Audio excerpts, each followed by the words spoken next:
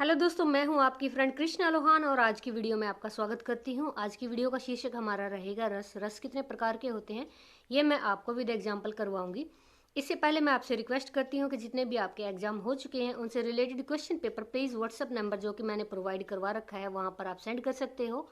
साथ साथ आपके कंटेंट से रिलेटेड अगर आपके पास कोई क्यूरी है यानी कि आपको कोई प्रॉब्लम है तो आप कंटेंट के साथ साथ मुझे वो चीज़ शेयर कर दीजिएगा।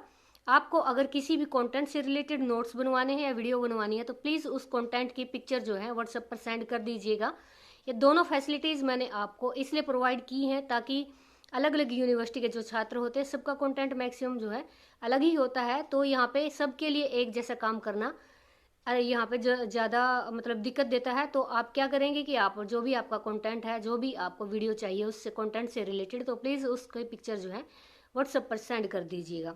आज की वीडियो हम कर रहे हैं रस के बारे में। रस को हम डिटेल में पढ़ेंगे, इसके एग्जाम्पल्स भी हैं साथ में, ताकि आपके एग्जाम की अच्छी तैयारी हो सके। तो चलिए चलते हैं वीडियो में।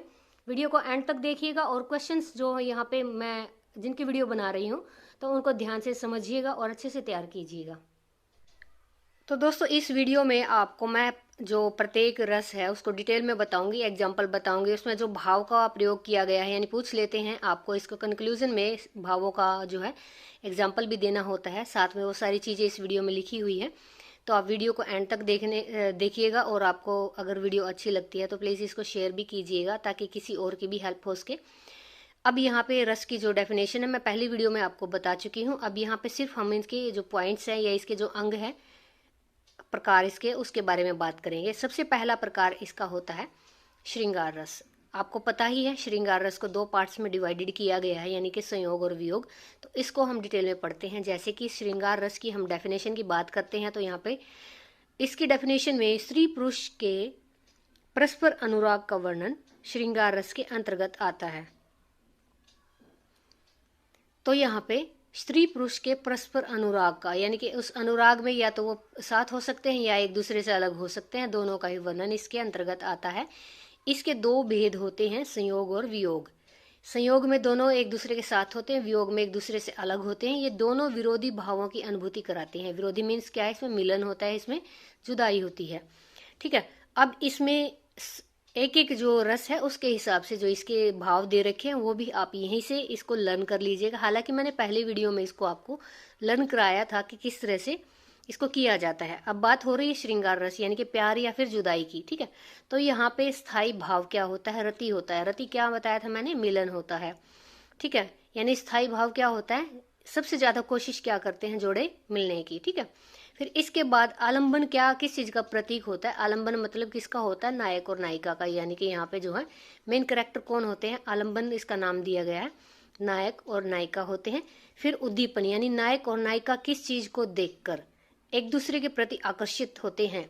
उद्दीपन, उद्दीपन होता है स्टिमुलस जो किसी भी चीज को आकर्षित करता है अपनी ओर। तो ये नायक और नायिका को अपनी ओर आकर्षित करता है। इसके अंदर कौन कौन सी चीजें आती हैं, मुख सौंदर्य। सबसे पहले तो आप भी जानते हैं किसी को भी अगर हम पसंद करते हैं तो सबसे पहले हम उसकी पर्सनैलिटी या उसके फेस को देखकर, सुंदरता को देखकर अट्रैक्ट होते हैं। फिर क्या है, जब उसके हम मीन्स क्या कहते हैं, जब उसके हम प्यार में पड़ जाते हैं या उसके प्रति अट्रैक्ट हो जाते हैं तो चांदनी रातें हमें दिखाई देने लग जाती हैं। ये इसमें डाल दीजिएगा, मैं थोड़ा इसको बनाकर बोल रही हूँ ताकि आपको याद हो जाए। इसके बाद फिर अगर मान लीजिए उनमें जुदाई हो जाती तो वो एकांत स्थान को यानी कि उनका उद्दीपक क्या होता है, अकेले स्थान को देखकर वो कविताएं गढ़ते हैं या रोते पीटते हैं, जो भी है। फिर यहाँ पे आश्रय यानी कि उनके मन में क्या आश्रय ले लेता है। आश्रय मीन्स क्या है, एक तरह से एडिक्शन है। देखिए यहाँ पे प्यार में जो सबसे ज्यादा क्या सोचते हैं जोड़े, मिलने की। मिलने के बाद इसमें बताया गया, हालांकि ये पहले होना चाहिए था, आप आगे पीछे भी कर सकते हो इस चीज को। स्थायी भाव रति है इसमें। आलंबन कौन है, यानी कि नायक और नायिका, इन कैरेक्टर्स कौन है, वो मुख सौंदर्य या फिर चांदनी रात एकांत स्थान को देखकर वो जो है उद्दीपन उनका ये होता है। इसके बाद उनके मन में एडिक्शन किस चीज का होता है, प्रेमासक्ति, यानी कि वो बहुत ही एडिक्टेड होते हैं किसी भी व्यक्ति के लिए। नायिका के लिए हो सकते हैं, नायक के लिए हो सकते हैं, तो ये दोनों ही दे रखे हैं यहाँ पे। फिर ये इसमें अनुभाव यानी कि फीलिंग्स कौन सी होती है उनके, एक दूसरे को देखते हो प्रेम से, रोमांच उनके मन में होता है, मुस्कान होती है, एक तरह से ठहराव उनके मन में आ जाता है, इसको अनुभव बोलते हैं। ठीक है। फिर संचारी क्या है, संचारी क्या होता है कि यानी कि पल पल में वही उसको याद करके खुश भी होते हैं, उसको याद करके रोने भी लग जाते हैं, कभी हंसते हैं कभी रोते हैं। तो ये आप इसे याद कर सकते हो, संचारी, यानी संचार उनके मन में भावनाओं का होता है, कभी कोई सी भावनाओं का।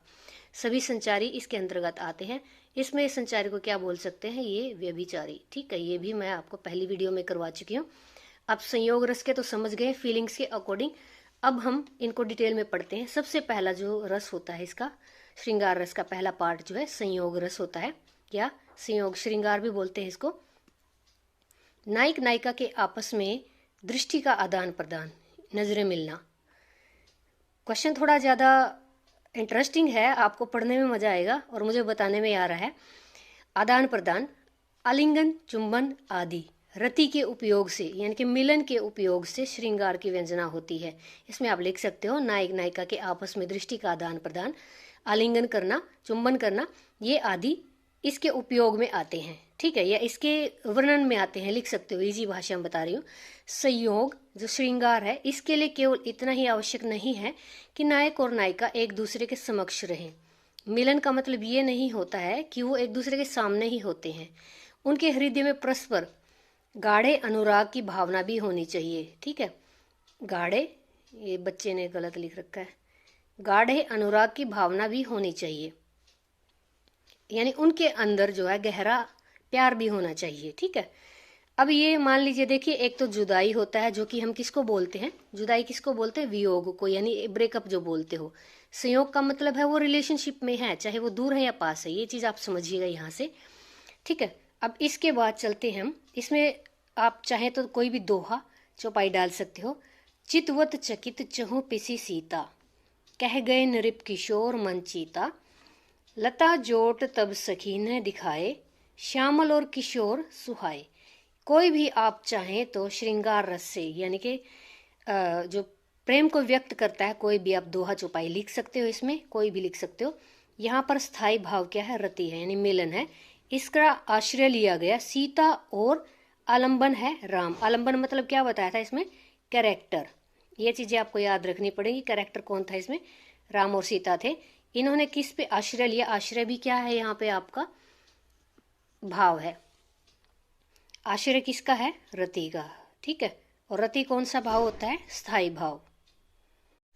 दूसरा इसका भाग है वियोग श्रृंगार, जिसमें कि एक दूसरे के प्यार में पड़े हुए जो नायक और नायिका हैं, उनके मिलन के अभाव, यानी वो मिलने की कमी है, मिल नहीं पा रहे हैं, उसे वियोग श्रृंगार की अभिव्यक्ति होती है। मिलन के अभाव में कई कारण संभव होते हैं। नायक का चला जाना, नायक या नायिका का मना करना। इसमें आप अपने मन चाहे भी लिख सकते हो, आपने भी फीलिंग्स कभी शेयर की होगी। यहाँ पे अब आप कोई भी चौपाई डाल दीजिएगा। अति मलिन वृष भानु कुमारी, हरि स्त्र जल अंतर तनु भीजे, ता लालच न धुआवती सारी। इस लालच में सारी को नहीं धुलवा रही है वो। अब यहाँ पे इसमें आपको भाव छांटने हैं, तो भाव में क्या बताएंगे, स्थायी भाव कौन सा है, रति है, मिलन है, वो भी है। ठीक है, इसकी आश्रय, यानी आश्रय दूसरा भाव, एक तो ये हो गया। दूसरा आश्रय बताया आपने, आश्रय क्यों कौन कौन है, वृष भानु कुमारी, और आलंबन कौन है, श्री कृष्ण। ठीक है, तो ये आप याद रखिएगा, आलंबन भी यहाँ पे तीसरा भाव बता दिया गया है। अब दूसरे में देखिए, सेकंड पार्ट है रसों का, करुण रस। प्रिय व्यक्ति अथवा इष्ट वस्तु के विनष्ट हो जाने पर या विनाश हो जाने पर हृदय में उत्पन्न विषाद या दुख का भाव जो है करुण रस की व्यंजना, यानी करुण रस को बताता है।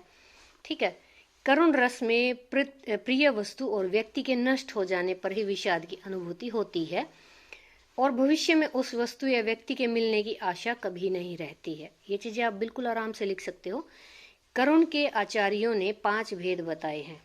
ठीक है, तो यहाँ पे आप चाहे तो लिख सकते हैं करुण, अति करुण, महाकरुण, लघुकरण, सुखकरण। तो बहुत ही आसान है, ये भी आप लिख सकते हैं आराम से।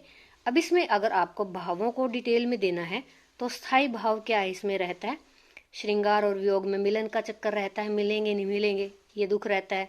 अब जो करुण है, दया वाला आ गया है यहाँ पे, तो इसमें शोक रहता है, यानी शोक मनाया जाता है मैक्सिमम चीज के खो जाने का। ठीक है, आलंबन इसमें क्या है, यानी कि करेक्टर्स, विनिष्ट व्यक्ति जिसका विनाश हो चुका है, विनष्ट वस्तु, जिस वस्तु का विनाश हो चुका है, यानी कोई भी प्यारी चीज भी खो सकती है, कोई व्यक्ति भी। अब इसमें उद्दीपन यानी किस चीज को करुणा मन में आती है, किसी का शव, चित्र, गुण, ठीक है। आश्रय किस चीज ने लिया मन में, दुखी व्यक्ति ने, ठीक है। अनुभाव है रोना, यानी फीलिंग्स, अनुभाव को आप समझिए फीलिंग्स, रोना और प्रलाप करना, विलाप करना भी लिख सकते हो। संचारी यानी फीलिंग कौन सी आती जाती रहती है करुणा में, मोह। व्याधि, ग्लानि, व्याधि क्या होती है, बीमारी, और ग्लानि तो आपको पता ही है। तो ये इसके भाव इसमें ऐसे बनेंगे। इन चीज़ों को बिल्कुल अच्छे से समझिए, बिल्कुल ठंडे दिमाग से, बहुत ही आसान है। सिर्फ आपको लर्न क्या करने हैं, ये लर्न करने हैं, इनके अकॉर्डिंग आपको डायरेक्टली ये चीज़ें बताते जाना है, ठीक है। अब इसमें उदाहरण देखिए, मेरो सब पुरुषार्थ था क्यों, विपत्ति बटावन हार बंधु बिनु करो भरोसो साको, ठीक काको, ठीक है।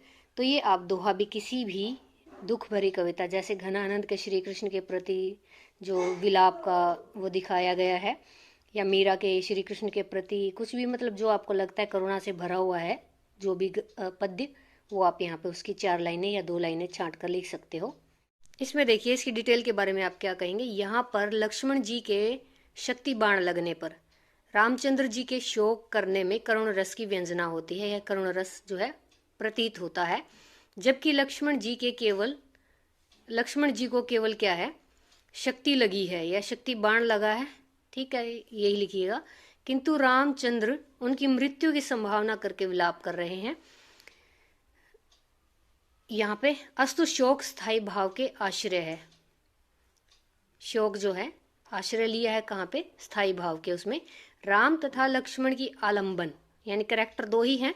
शरण में आए हुए शोक विभीषण का परित्याग करके आत्महत्या का विचार करना उद्दीपन है। यानी श्री राम जी क्या करते हैं कि यहाँ पे जो विभीषण जो है परित्याग करके आए हैं अपने राज्य का, अपने भाई का, तो उनके अंदर लक्ष्मण की जो भावना है वो देखकर, लक्ष्मण की स्थिति देखकर उनके मन में क्या आता है, आत्महत्या का विचार आता है। और ये क्या, उद्दीपन, यानी लक्ष्मण के शव को देखकर, जो शव यहाँ पे क्या है, यानी बॉडी पड़ी है लक्ष्मण की, वो मूर्छित है, फिलहाल मरे नहीं है, तो यहाँ पे मूर्छित उनकी जो शरीर है, मूर्छित शरीर को देखकर उनके मन में क्या आता है, आत्महत्या का विचार आता है, ठीक है। तो ये क्या है, उद्दीपन।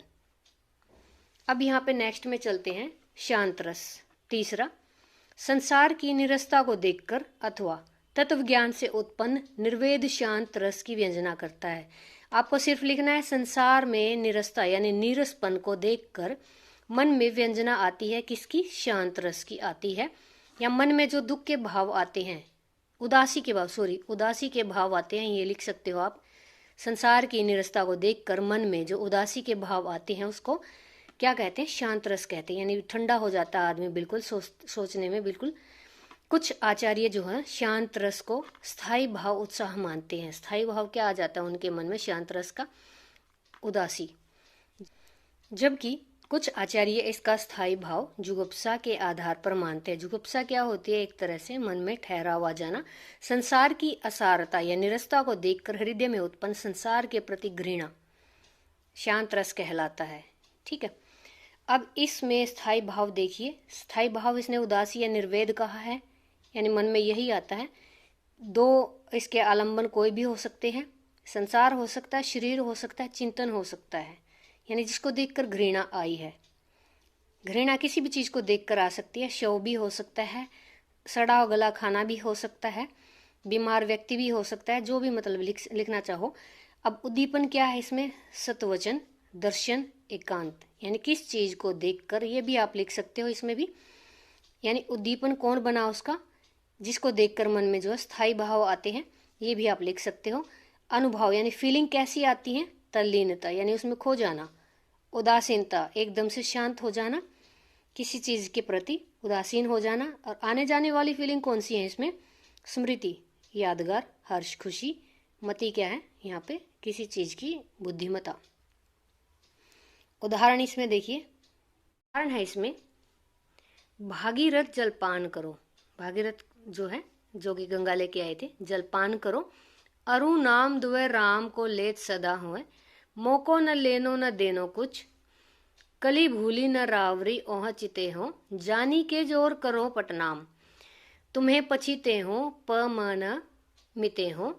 ब्राह्मण ज्योति, यानी कि आप इसको चाहे बदल के लिख सकते हो, 2 लाइन लिख दो, कोई जरूरी नहीं है इतना बड़ा लिखना।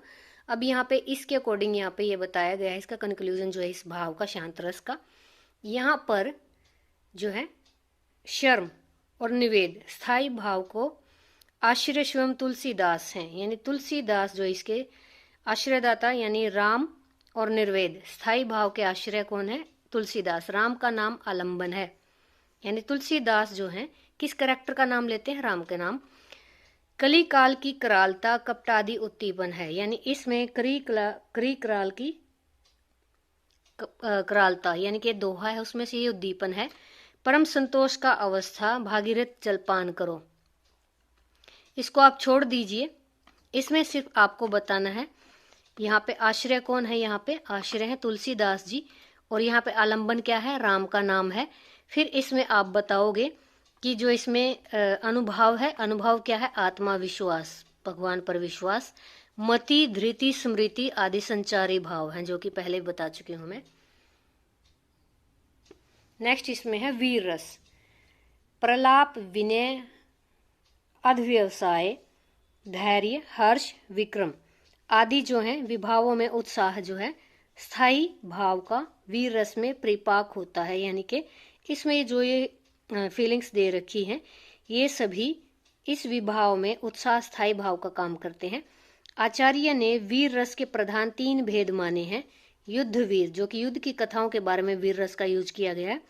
दया वीर, यानी कि कोई वीर किसी भी दूसरे वीर पर दया करे।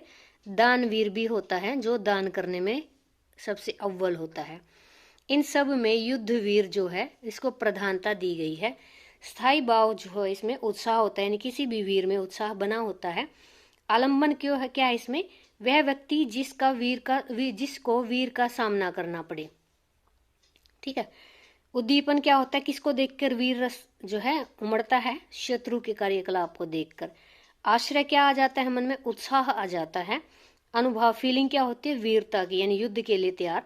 संचारी भाव आने जाने वाली क्या है? उग्रता, कभी उग्र हो जाता है, कभी गर्व से घमंड से, कभी खुशी से भर जाता है जीतने के बाद। तो ये इसके जो है भाव है।